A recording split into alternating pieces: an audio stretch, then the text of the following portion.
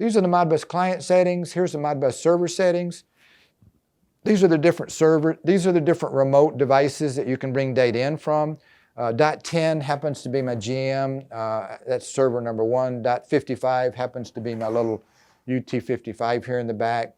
But basically, you just tell it the IP address of the remote devices you want to bring data in from, and then you do a Modbus command line. So you can either read or write this information, either into or out of the recorder, and you just tell it what register value you want to look at, and then you map that register value into a certain COM channel, okay?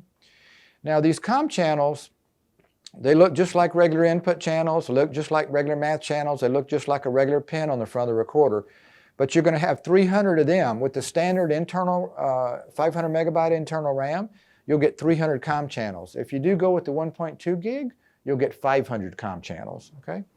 But these channels look just like any other channel. They've got their own alarm set points. You've got 4 alarm trip points for each one of those COM channels.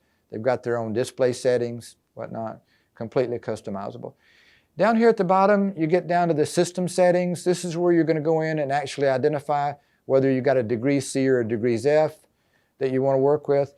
I kind of recommend going here first when you're setting up a recorder. Go to the system settings first and make sure and tell it whether you want to display in degrees F or degrees C.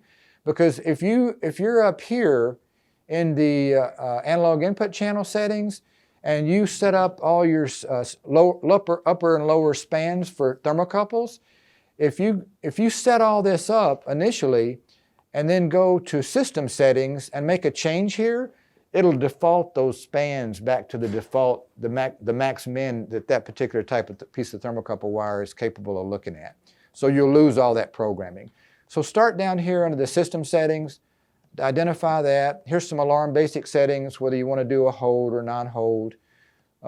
Here's time basic settings. This one's important too.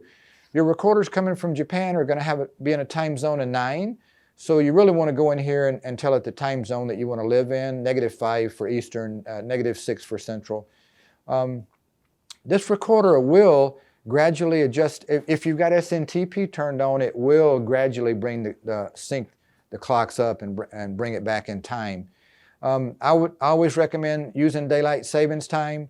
We used to have to go in and change these quite a bit, but now they're set up kind of generically.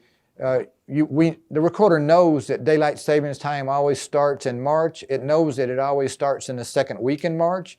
It knows that it always starts on Sunday, and it knows that it always starts at 2 o'clock in the morning on Sunday.